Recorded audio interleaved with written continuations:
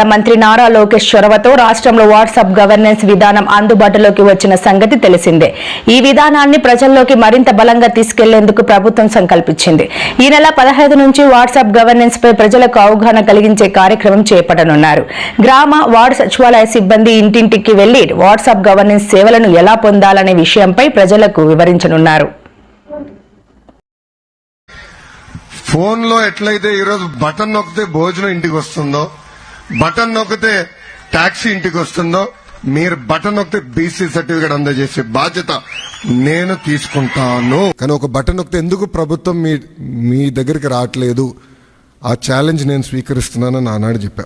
అందుకే ఈరోజు మన మిత్ర ప్రజల చేతిలోనే ప్రభుత్వం, ప్రజల చేతిలో పాలన, మాది ప్రజాప్రభుత్వం, ఈ నినాదంతో ఈరోజు ఇది మేము ప్రారంభించడం జరుగుతుంది.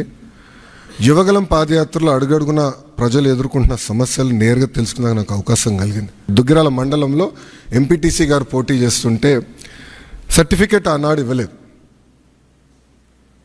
కావాలని బీసీ సర్టిఫికేట్ ఇవ్వలేదు. సో ఆ రోజు నాకు అర్థమైంది సిస్టంలో ఒక లోపం ఉంది, ఇది కరెక్ట్ చేయాలి. వాట్సాప్ గవర్నెన్స్ అని ఒకటి పెట్టింది, మన అసెంబ్లీలో మాట్లాడుకున్నాం. యువకులందరూ కూడా మీరు ట్రైనర్లుగా మారి వాళ్ళకి చెప్పాలి. ఆ మెసేజ్లు కూడా అదేంటంటే మీరు అందరూ ఫోన్లు ఉన్నాయి కదా మీ దగ్గర, ఫోన్లో వాట్సాప్ వాడారు ఎప్పుడైనా? ఎవరైనా వాడారా వాట్సాప్? మీరు గ్రూపులన్నీ వాట్సాప్లోనే ఉంటాయి కదా.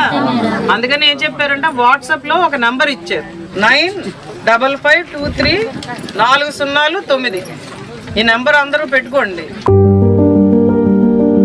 ప్రభుత్వ పౌర సేవలో సాంకేతిక విప్లవం వాట్సాప్ గవర్నెన్స్ ఇప్పుడు ఆంధ్రప్రదేశ్ ప్రజలకు అందుబాటులోకి వచ్చింది. ప్రచారానికైనా మీరు ఇప్పుడు ప్రభుత్వ కార్యాలయాల చుట్టూ తిరగనక్కర్లేదు.